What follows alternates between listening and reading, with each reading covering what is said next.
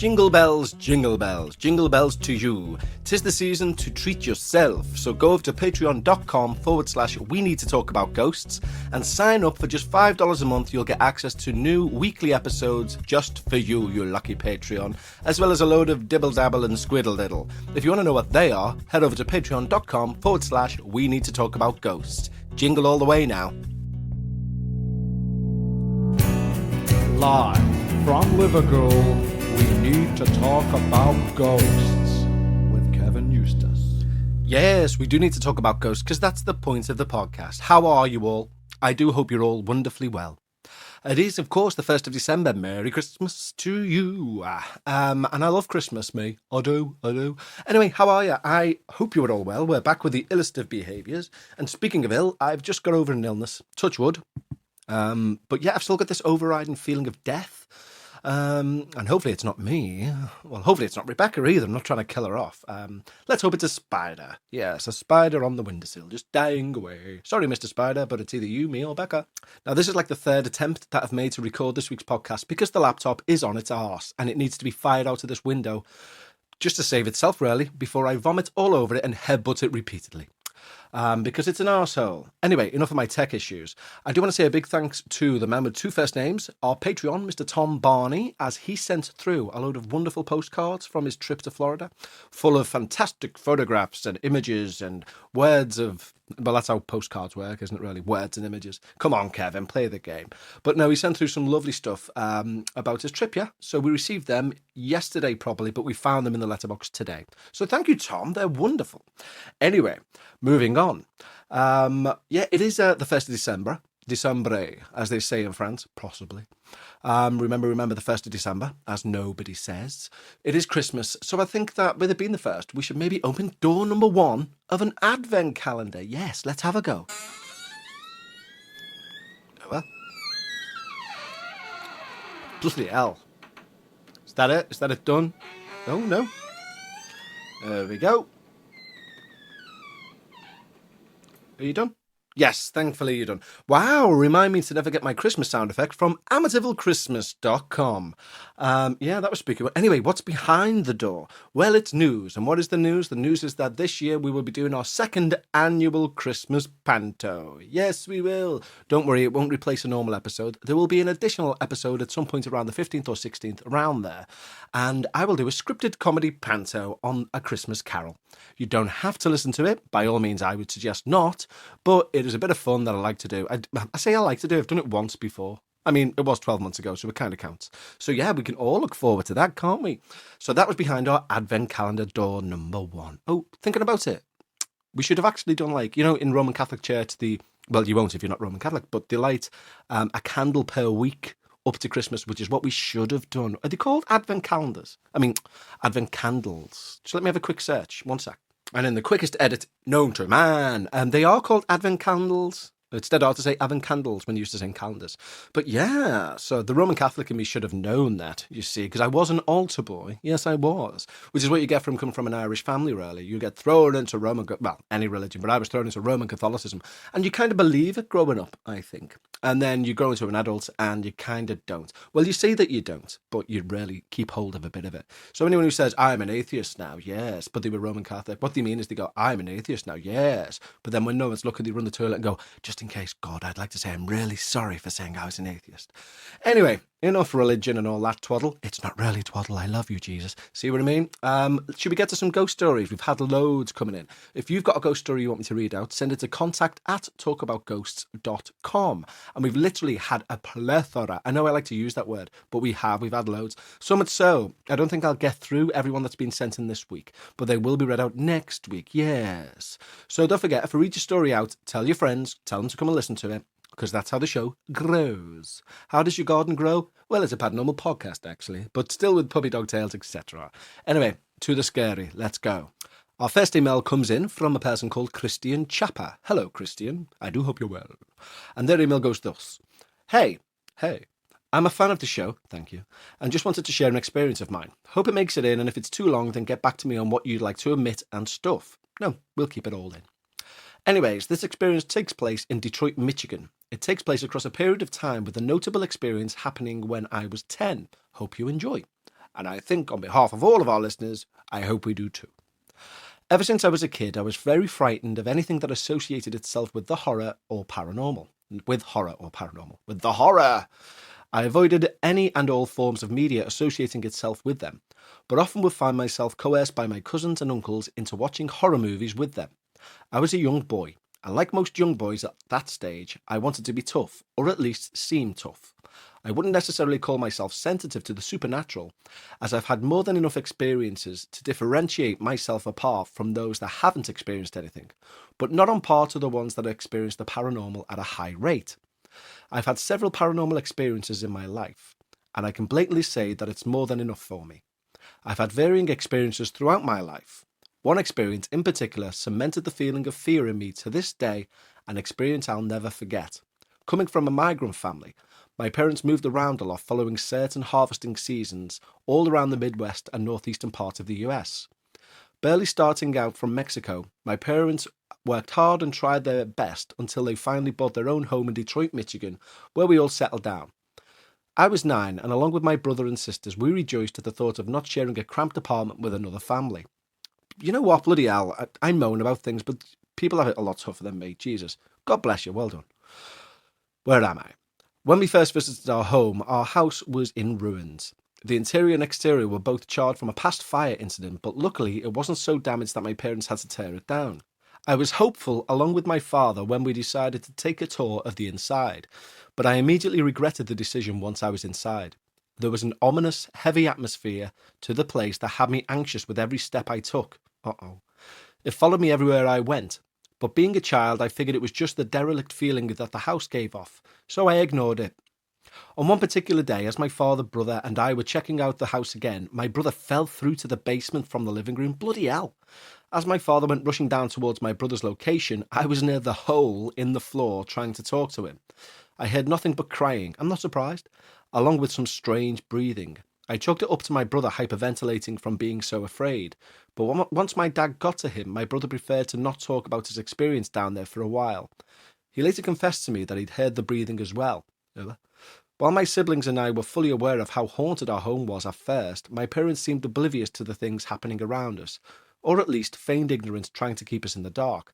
I also imagine, this is Kev now, that it sounds like they've had a hellacious journey to try and get settled. So I'd imagine if you've moved from place to place, you're trying your best, start a new life in a new country. You've finally got a house. If at that point I seen a ghost, I'd be like, oh, fuck off, will you? You can stay. I'm not arsed. So I think it could just be that. Anyway, you know better than me. I continue. While I did experience quite a few things with my siblings and by myself, they each experienced different entities. One such entity I managed to avoid all those years in our home was known as the Charred Man to my brother. He sounds like a treat.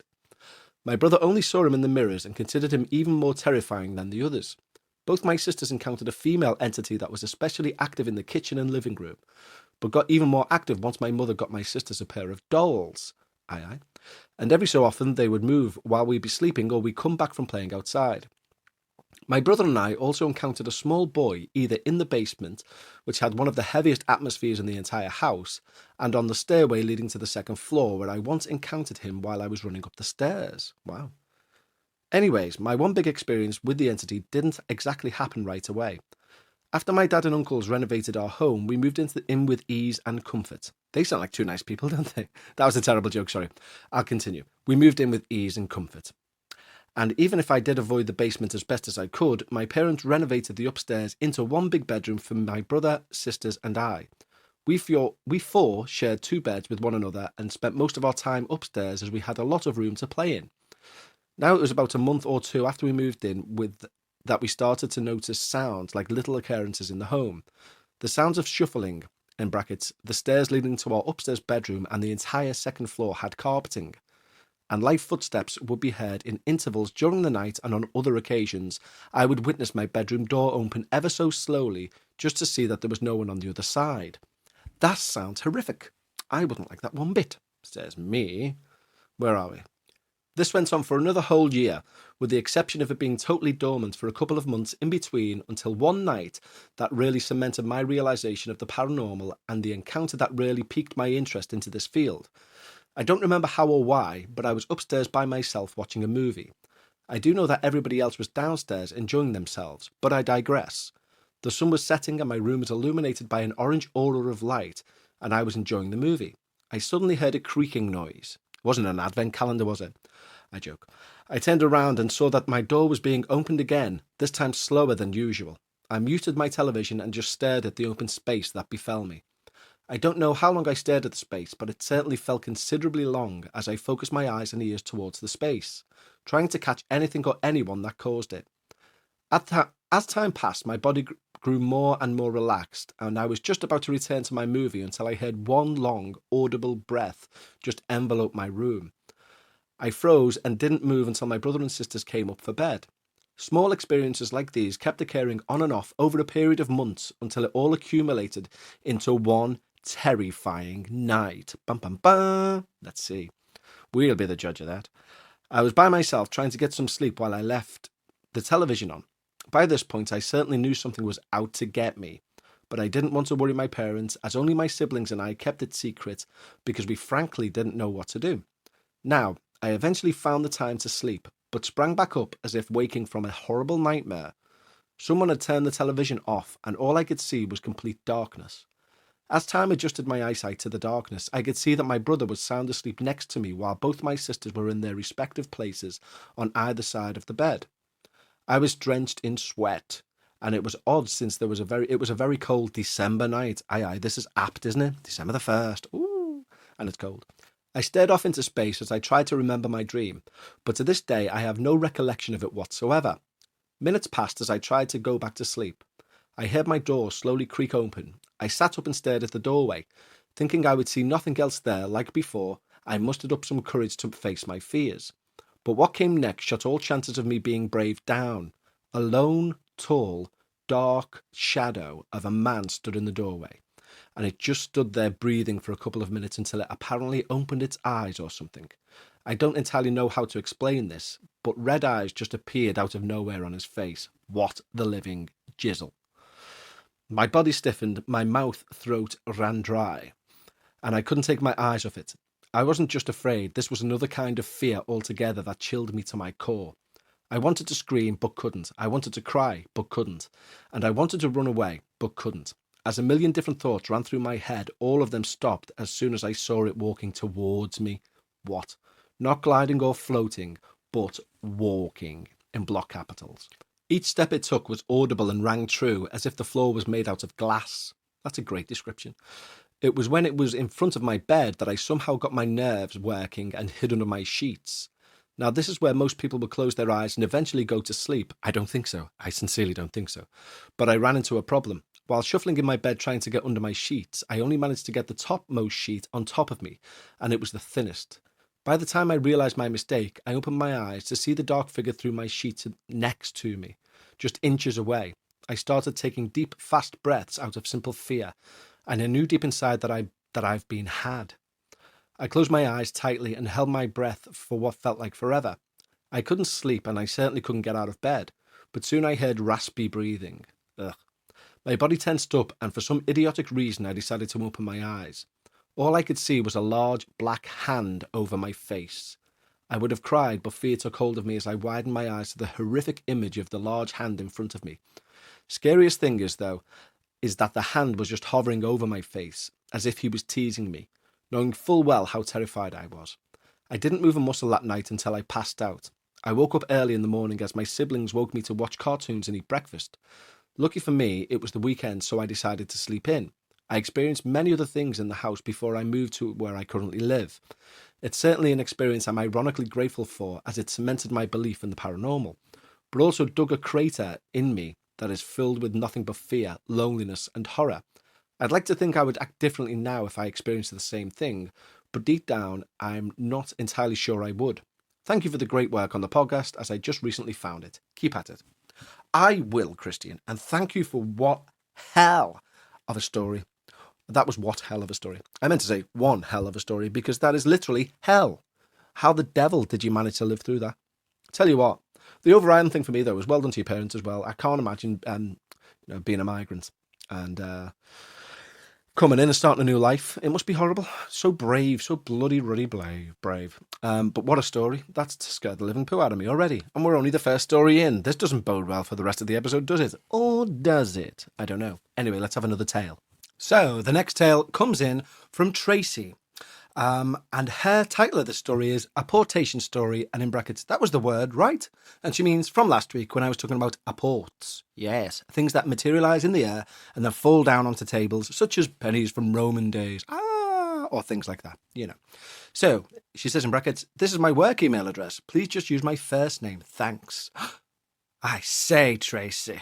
Well, we will then, because we're not going to grass you up to your work. I mean, the chances of anyone else from your work listening to this, the chances of anyone else working at Shrewsbury Motor Parts in Shrewsbury, I'm joking, she doesn't work there. Anyway, Tracy's email says, or goes, thus, I grew up overseas with my parents' families in the US.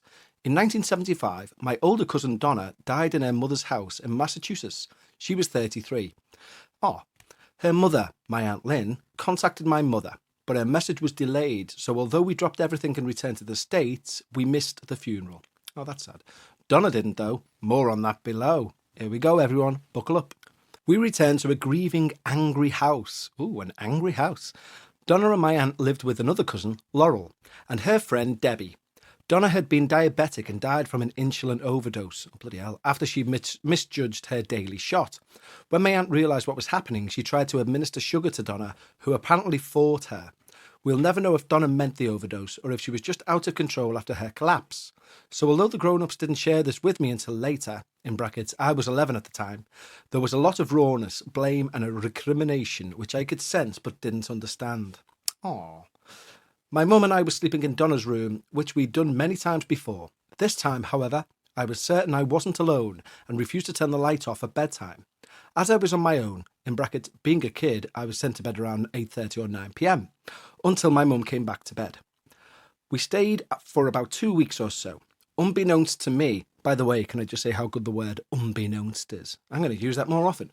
Unbeknownst to me, the adult saw Donna several times just going about her day. Wow. In her robe or at her desk or sitting in the kitchen drinking coffee. That's bizarre.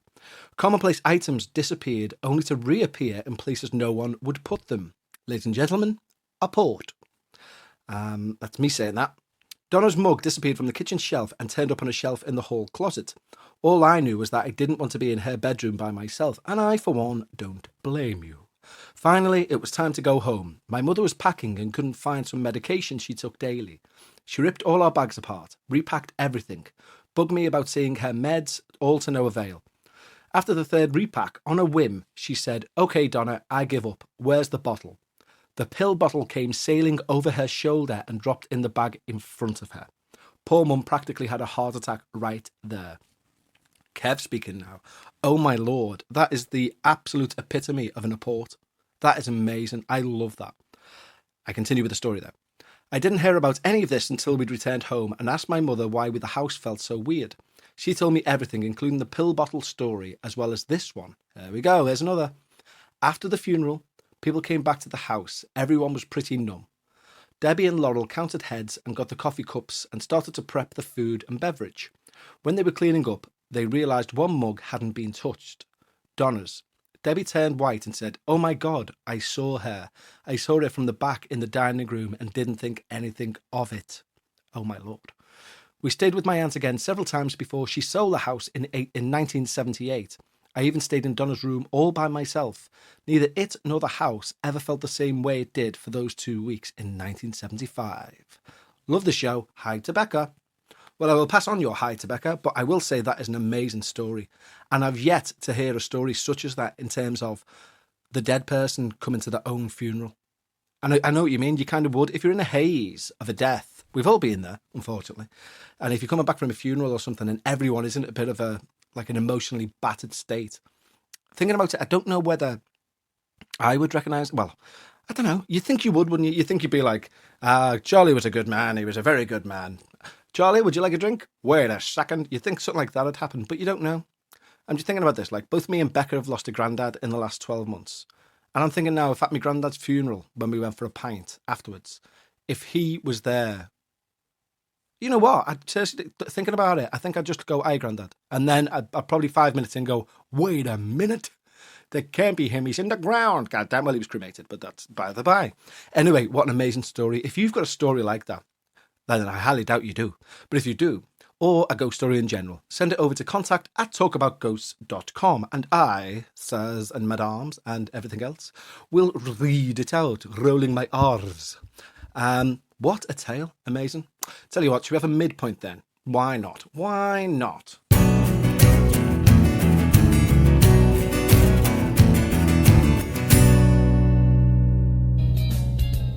Rocking around the midpoint tree, have a midpoint type of thing. Everyone's dancing the midpoint song, and we're doing all the midpoint things. Yeah, it's the midpoint, everyone, and my, oh my. I hope I didn't use enough of that song to be sued by Brenda Lee, Bruce's wife. It's not Bruce's wife. Anyway, we have reached the midpoint, and normally about this time of day, I like to tell you all a little bit about what's been going on in my life, but I'm not going to do that because, I've not been well. God bless me. God bless me. Every me. So instead we'll just crack right on and say thank you to our Patreons who've signed up this month. Yes, or this week even, yes. And we'll sing their little names out. And we have one new patron to sing to, and that's the wonderful Hans Stuttgart. Yes. You may remember him from many a story. He described himself bald, terrifyingly strong, muscular. He sent in another amazing story, which we hopefully will get round to this week, but if not, we'll do it next week. He's a great bloke and an all-round nice guy. So this is for you, Hans. Oh yeah, we got a patron. I think his name is Hans. Oh, we got a patron. Yes, his name is Hans Stuttgart. Oh yes, his name is Hans. Oh yes, his name is Hans. Oh yes, his name is Hans Stuttgart. Throw the seventh in, always throw the seventh in. Well, thank you, Hans. Let me put my guitar down. It's real live, this, it's, none of this is gimmicked or anything. Anyway, thank you, Hans, sincerely, from the bottom of my fatty heart. If you'd like to be like Hans and support the show, you can go over to patreon.com/we need to talk about ghosts, or you can go to the website, talkaboutghosts.com, and click support the show. If you sign up to the Patreon for $5 a month, you'll get an extra show a week. Yes, you will. This week's Patreon's going to come out midweek. And yeah, there's loads of shebangs going on. You get all of the stuff if you wish to. So go over there, patreon.com/we need to talk about ghosts. I think that does it for the midpoint. I think that does it for the midpoint, a midpoint that I've done. I think that does it for the midpoint, my fine four-fingered friend. Anyway, should we get back to the show? I think so.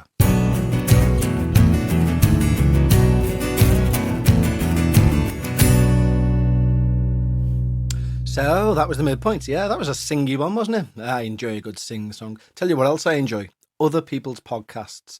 And once more, we've had a submission from Peter English III of Very, Very Posh Ghost Stories. He sent another story across, so should we give that a listen? Go on then. Hello, my name is Peter English III from Very, Very Posh Ghost Stories. Our tale today begins on the 1st of December, 1832, when Sir Edward Burrowfeld of Burrowfeld Hall was dining with a young lady. All night long he could not take his eyes off her smooth and silky legs, to the point where he thought, I hope I do not get caught. As they continued their HelloFresh meal, yum yum, he looked again, but when he looked up, she noticed. Do you admire my smooth and silky legs? Yes, I do, he said. Well, she said, in a very evil voice, I bet you want to know how I get them so smooth and silky. Yes, said Sir Edward, his heart in his mouth. She removed a very, very posh handled razor. He could not help but admire the razor. Is that your name on the handle? Yes, but you may never know it. And with a quick swoop, she slit his throat from ear to ear. Blood dripped down his pants, and they were lovely pants. She laughed over his body. Ha, ha, ha, ha. You will never know that my razor was from Harry's. Harry.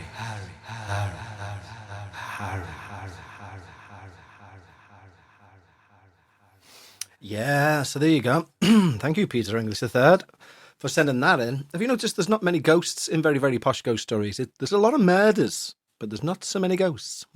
Interesting. Anyway, should we get back to some real, actual ghost stories? I think we should. Okay, let's crack on. Okay, our next story comes in from Andrew Main. We sound like Peter English there, don't it? We're not the same person, but this comes in from Andrew Main. Hi, Kevin. Hi. Love listening to the podcast. Started listening to it since I heard you speaking to Chris Jericho. It helped me tell some ghost stories about musicians for a segment on my radio show. Ooh. My ghost story was from 4 years ago in the Peterhead prison in Scotland, which was one of the most notorious prisons in Europe from 1888 to 2013, until it closed and was turned into a museum. You should check it out. A lot of stories and ghost stories connected to it. Thank you, Andrew. I will. My theatre group decided to do a haunted ghost show to attract more people to the museum, and I was given the role of a prison guard who leads the audience around the building. I was in the recreation hall myself, waiting for the show to begin, and I saw something in the corner of my eye. I stupidly decided to say piss off to whatever it was. Fair play. The next thing I knew, I heard doors slamming and crashing in the room I was in, and a shadow walking on the rafters. I decided to apologise, and all of a sudden everything stopped and went silent. I also went outside with my friend while everyone was talking about the show, about how the show can end, and heard someone walking around and whistling, which was strange as we were the only two outside. One of our actors was scratched and had a bite mark on their ankle and shoulder. Sorry if this is a long story, I could go on for ages. It wasn't a very long story, Andrew, and we wish you would have went on for ages. So if you've got more about that, do send it in. But that's spooky, isn't it? And no, I've not heard of that prison. What is it? Peterhead Prison? HMP, he says, which stands for Her Majesty's Prisons. So yeah, that is scary. Very good. Let's have another. In fact, you know what? I do like prison ghost stories. So if you've got any of them, then yeah, send them. Contact at Talk About Ghosts. You know what to do. Anyway, our next email is from Anita Brady, and this is titled "Our House" in brackets haunted in the middle of our street, which is a reference to Madness, who is a group. Yes, our house in the middle of our street. I don't know whether they got that far in the US. You'll have to let me know. Anyway. The email goes thus. Good morning, Kevin and Becca. On behalf of Becca, good morning, although it's evening here. I live in a haunted house as a child, or lived in a haunted house as a child from age 8 to 15. For the first few years living there, my mum thought I just had an overactive imagination and even took me to the doctor. I haven't talked much about it because it gives me chills to this day. I'm from the northeast of England, grew up in a working class environment. She says, for reference, listen to The Jam, That's Entertainment. A very good song. And even as a child, I knew that I hated the house. I never felt settled, and there was an overall darkness to it, which I think was exasperated by my biological father being physically abusive to my mother during their first year there. Bloody hell. And he left after he left, the activity increased. Here's a few examples. I used to hear a keyboard playing in my brother's room and it was empty. I felt like I was being pushed down the stairs more than once. I couldn't sleep without feeling total fear. I saw coins moving from one pile to another, from lower to higher. Wow, that's weird. I woke up in the middle of the night to a lady staring at me in the doorway, holding a cat. What the hell? I've just seen that in my mind, and I don't want to see her anymore, so thank you for that, Anita. I woke up to a couple on my bed, sitting cross-legged in Victorian-style clothing. What the living F. I can vividly remember that the woman was twiddling a daisy in her fingers. In brackets, the house was built on farmland. I had an immense feeling of love and warmth, so I closed my eyes, and when I opened them again, they were gone. Love and warmth about the Victorian couple who were dead sitting on your bed. Bloody hell, Anita, well done you. A week or so before we were due to move out, my mum started seeing things. She saw a figure of a man walk into the kitchen when no one was home. Things moved and cupboards opened and closed. There was a dark shadow in the corner of her eye. Kev jumping in now. COTEP, guys, that's what we know it as, corner of the eye phenomena, yes. She continues. Weirdly, I slept from around 5 p.m. until the next morning. Nobody could wake me up, even though they tried. I feel like there was more than one active spirit and one was trying to protect me. Unfortunately, our next house was pretty haunted too. Thankfully, both of these houses are in my past. Cheese for reading, and I bloody love the show. The Halloween ones were amazing. It reminded me of a British BuzzFeed Unsolved. Next year, YouTube with a winky face. All the best. Maybe next year YouTube. I mean, these go out on YouTube now, but just the audio. But maybe next year YouTube. And we are doing, on the Patreon. Not to try and get you over to Patreon, but me and Becca did do some pendulum work as a video that's up on Patreon right now. Yes, you might want to check that out. But yeah, maybe we'll do a YouTube video thing. I don't know. Maybe. But also there, you do say that your next house was pretty haunted too. You can't just leave that there, can you? You have to send that in. So please send that in, Anita. But thank you very much for your email. That was terrifying. I do believe it was very terrifying. Okay, shall we have another? I think we shall. We're on a roll. Okay, this next one is quite lengthy, and therefore we'll do it as the last one. So this is the story that's going to put you fearfully to bed tonight, because we all want that, don't we? I think so. And this is from Patreon, Joe Whittingham, ham. And she says, "Hi, Kevin. Hi. It's Joe Whittingham, ham. Here's another of my experiences for your dilection. It's a paranormal experience I and others have had at a place I have worked. It was 18 years ago. I had started a job in a laundry and ironing business as the manager of the ironing shop. Both businesses were next door to each other in a large terrace on a high street with first and second floor flats above.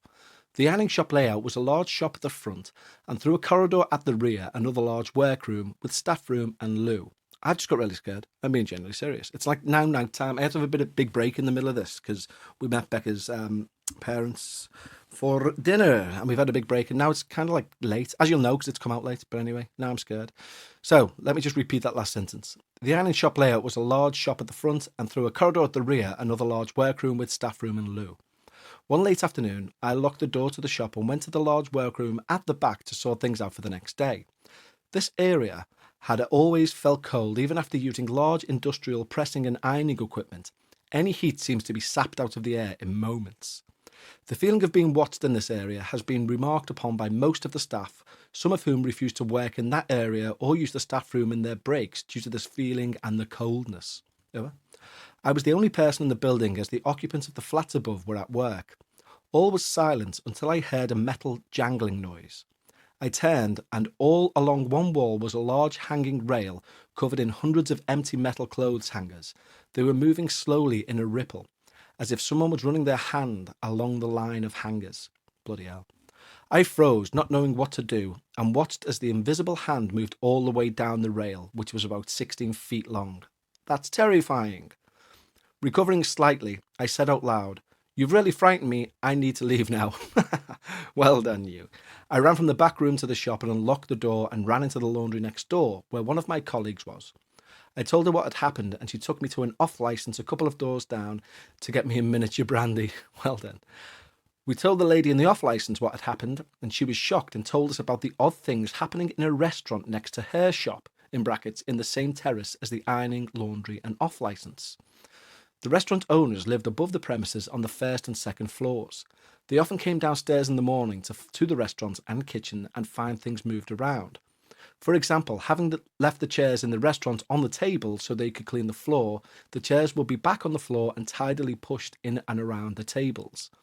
Ladles and saucepans, instead of being on their hooks and in cupboards, would be arranged in lines or circles on the floor and work surfaces. That's horrible. My lord, I would hate that. They had their bedroom on the second floor and would be woken up at night by the sound of someone running around in the attic space above them. When they checked the attic, it was empty, no birds trapped or signs of mice, etc., as they had put down humane traps, and the only way in or out was the loft hatch in their flat. I hate lofts. This is Kevin now. I hate lofts. I just hate them. Anyway. At this point, you know what? No, I'll say this afterwards anyway.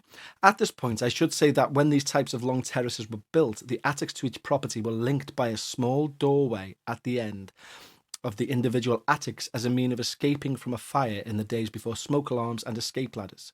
These doors have since been blocked off so as to stop intruders. At this point, the chef from the restaurant did ask around about the history of the terrace, and it was built in the early 1900s. And one of the families living there was known to shut their children in the attic space as punishment if they behaved badly. Oh my effing lord. That's horrific. Now, if this was anything to do with the noises of someone running around, we don't know. I think it is.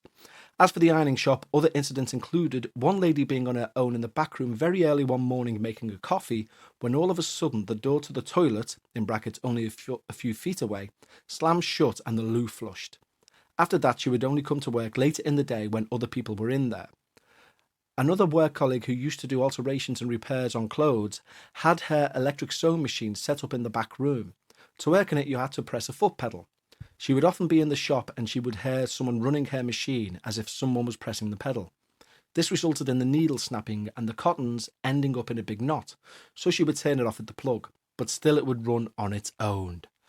When looking up at night, 2 staff members were shocked to hear a woman's voice coming from the back room saying, "Wait, don't forget about me." Fuck, run away. Honest to God. When unlocking the workroom door, there was no one there. The ironing business has now gone and I have a butcher's shop is there. I have chatted to the butcher and he has also experienced the uncomfortable feeling of being watched in the back room, as well as his toddler daughter laughing, clapping and gurgling with glee while playing in this room as if she's interacting with someone. I mean, well, to be fair then, that doesn't sound evil, does it? But I still wouldn't like it. No way. The last part of the story is the business at one end of the terrace is a hairdresser's, brackets, which I go to regularly. They have a training school in their back room with workstations and mirrors down both sides of the room. Having cleaned up the day before, they come in to find small childlike handprints on the mirrors. Scared emoticon, scared emoticon, scared emoticon. And I, Kevin here, sincerely agree with all 3 of those scared emoticons because that's bloody horrible. Well, I hope my tale hasn't been too long. Loving the podcast and love and light to you and Becca. And that's from Joe Whittingham, Ham. Wow, that is terrifying. Now, midpoint in that story, no, in fact, I'm going to give that story the justice it deserves. That's terrifying. There is something about terraced houses, you know, they were thrown up way back when. And like you say, in the little doors in the loft, oh my God. Another guy in one of the very early episodes wrote in about student digs that he was in, and there was a similar small door in one of those lofts, and that's what I was thinking about when I was going through. That's terrifying. But thank you for that, by the way, Joe. That was amazing. If you have any more, send them in. However, what I was going to say mid-story, where I said, no, I won't, I'll wait till the end, is why, I mean, I hate lofts anyway. And for American guys, a loft is the attic. It's the same thing. We call them lofts, or some people do. Anyway, that's all by the by. But a friend of Becca's was saying, and I don't know how much information I can give you on this because in truth, it's not my place to say, but she was going through a lot of issues as a child with her dad. He wasn't necessarily a bad person, but he had a few mental things going on. But as part of this mental thing, hopefully I'll get it on and she can tell this all herself. I don't think she's shy about it. But part of this like mental thing, apparently he would say to her, they're getting in through the loft. Like, she's a bloody child, do you know what I mean? They're getting in through the loft and terrifying her. But he had some mental issues. And she used to look up at this like little hatch, one way in, one way out, just like in the story. And occasionally it would have moved. And honestly, if I get it on the show, the stuff she will tell you, it's a brilliant story in terms of, it's a horrible story, really. But it's brilliant in terms of, you know, someone being diagnosed with mental illness. But does that mean that everything that they say can be thrown out? I don't know. It's a fantastic story. I do hope I can get it on. She's more than willing to come on, so I don't know why I just don't. But I haven't yet. Yeah, what can you do? So before we go this week, I thought I'd give you an update on a story. Yes, an update. You recall last week, was it last week? I think it was. It might have been the week before. We had an anonymous email in. I mean, I know who it was. That's how anonymity works. But we had an email in from the artist. Remember, he was having loads of weird stuff going on with his art. And I was saying, what does he do? And I was saying it could be a tulpa, blah, blah, blah. He's wrote in with an update. And it goes thus. Thanks for the company while I clean the kitchen every weekend. He says, things have got a lot better for the most part. It's still there, though. Just so weak, it barely leaves the back of my room. The less I make it aware that I notice it, the less strong it becomes. I was thinking about what you had to say with it being a tulpa. I googled it after your show and thought, it's something I thought it could have been before I knew it had that name. I knew it was either something that found me or something I assisted in conjuring up, or maybe both. I think that's the only thing making me so confused now, is not knowing any answers of what it is or how it came to be. I think I came across the third woman who was going to work to clear energy out of my house. She was working remotely over the weekend. I wasn't aware she was doing as much as she tried. She said she'd peeked in to see what was happening and said that what was with me was of the most evil spirits there are. She said, I recently had a spiritual awakening and that I have a unique spiritual gift which could be used for good, and that this spirit saw me as a threat and was trying to get in my way. I actually did recently have a spiritual awakening. When I began dating this guy, I became physically intuitive and began sensing energy more than I remembered having felt in the past. It has died down a bit since I've been dealing with the thing in my home, though. I was so skeptical of psychics and still am. I've experienced things first or second hand, though, that cannot be explained as coincidence, so I know there is something to that. The person I dated was already aware that he was sensitive to energy, so it wasn't until we discussed what it was like that I realised a lot of what I experience in life is not typical. I thought everyone could feel light, not he coming off light, but light. It feels a very soft static hitting my skin. I also thought everyone could feel the heat radiating from a candle from a dozen of feet away, or the heat energy being pulled into a glass of ice water on a table. I thought everyone else felt the buzz of emotional energy in a room. I mean, I will say that's one of the things you've said that I can feel that sometimes. I prefer to wear hooded long sleeve clothing all year round. I always thought it made me feel like it was easier to concentrate on what I wanted to do. I wonder if this is why. I think if I feel energy coming in from anything more strongly than most, so I thought maybe I should continue learning more and meditating more. I have been. It's been quite an interesting couple of months. I noticed I can now differentiate between my own feelings and the feelings of others. It's helped me control my own emotional state more easily as a result. I suppose you can say I feel more grounded. I'm curious where this will all lead me in life, but I'm feeling ready though. That's good. I feel comfortable and strong enough to handle what I'm living with right now.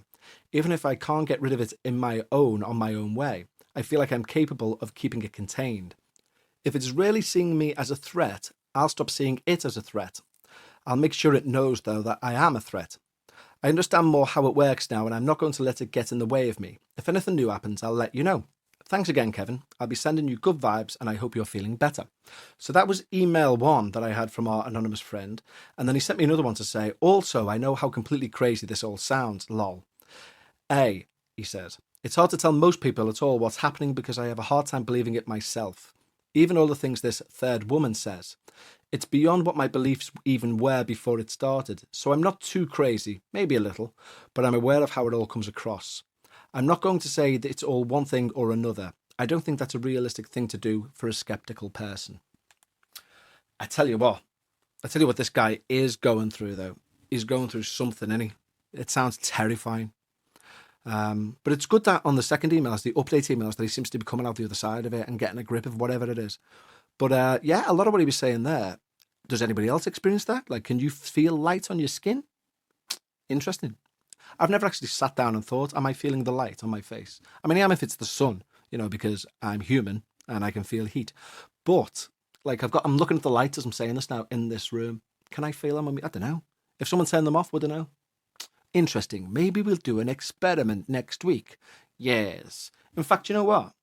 Very quickly, I'll get Becca down and we'll do one now. Good idea, Kev.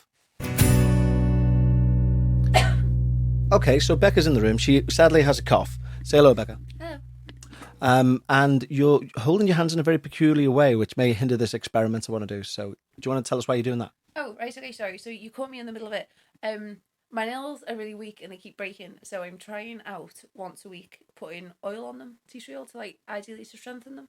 Okay, is that why they smell quite minty? That's exactly why they smell quite minty. Okay, well, let me explain why you're here. I mean, apart from people really like you, about 3 stories have signed off with love to you and Becca. Ah, that's nice. It is nice, guys. isn't it? Hello. And she says hello Love back. to be included. Well, yeah. So basically, do you remember me telling you about the anonymous email of the guy who had all the art stuff?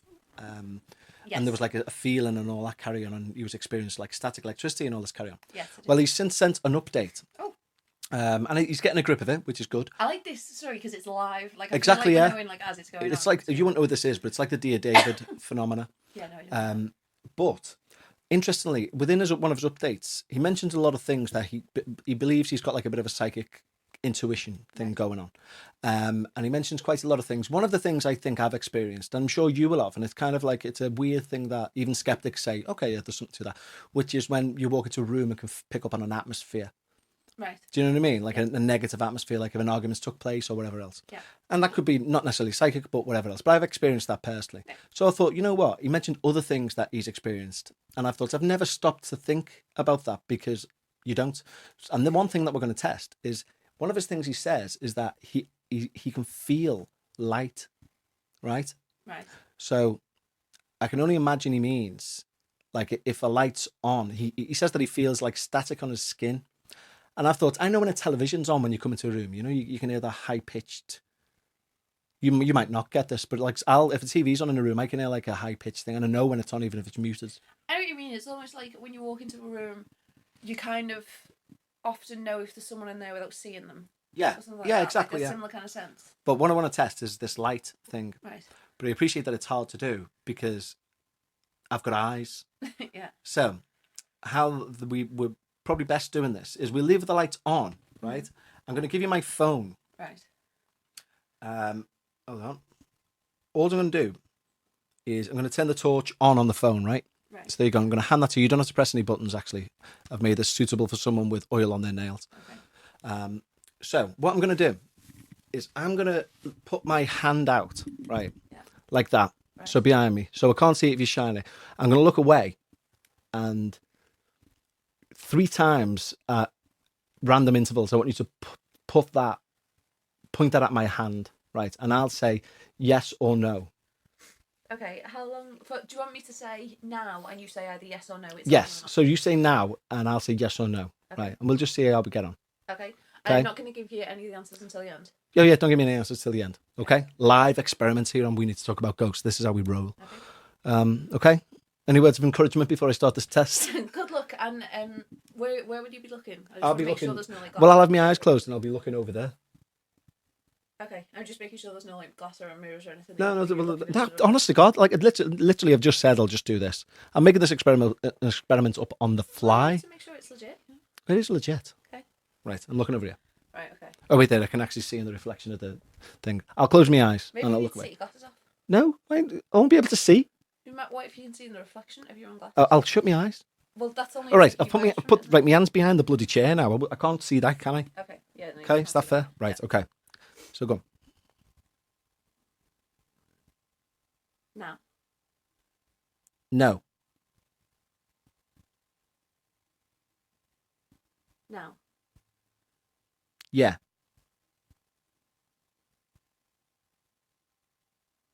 Now. Yeah. Was I right on any of them? You got the first one wrong, Oh. the middle one right, Hey. and the last one wrong. Oh. Okay, well, that wraps that up. I can't feel light. No, you cannot. No. I wonder what psychic powers of mine we'll test next week. So say hello. Thank you for your attempts here. Thank you for your assistance here. I'll take my phone back. You're welcome. And I'll let you go back Assistant. to your nails. Yeah, you are a good assistant. Do you want to give a little message to people? Because you're only appearing now on Patreon shows, aren't you, really? Largely, yeah. Largely. I mean, not through any sort of choice. It just happens that way. I kind of force you into it for the Patreons. Yeah, pretty much, yeah. Okay, so you'll be on this You week's just burst Patreon. upstairs and say, let's do this. Yeah, so we're recording the Patreon midweek this week. Yes. Because of all the shenanigans with today. Yes. Busy day. Busy day. But because of the people who are on Patreon, do you want to say a quick hello to them, seeing as they haven't heard from you since Halloween? Hello, everyone. Well, I mean, do they want me to say hello? Are they glad they haven't heard from me since Halloween, maybe? Probably not with this voice. No one wants to hear this. Well, I don't know. No, just have you got any words of encouragement? I don't know. Come on, guys, you can do it. Whatever you're looking at the minute, you got this. Well, I think there's no better way to end the show than to say that there you go. So thank you, Becca, for your words of encouragement. You can stay here while I literally wrap up the show, because all I'm going to say is to some of the guys who've sent emails in that I haven't got round to, I have not forgot about you by any stretch. I will just be putting them into next week's show. So that will apply to the likes of... I was going to say his real name then. It'll apply to Hans. He sent him one, as I say. Cleo Robinson, Chris Miner, and there's a few others as well. We'll get round to your stories next week. And thank you so much for sending them in. So if you do want to send in your stories to add to my collection, then send them to contact@talkaboutghosts.com. And if you want to get onto the Patreon, I'll give all that before. I won't say it again. So yeah. Super. Yeah. Well, thanks for supporting the show, guys. Hope you're still enjoying it. Yeah, I sincerely hope they are enjoying it too. Anyway, I love you all, and I will see you all next week. Tatty bye.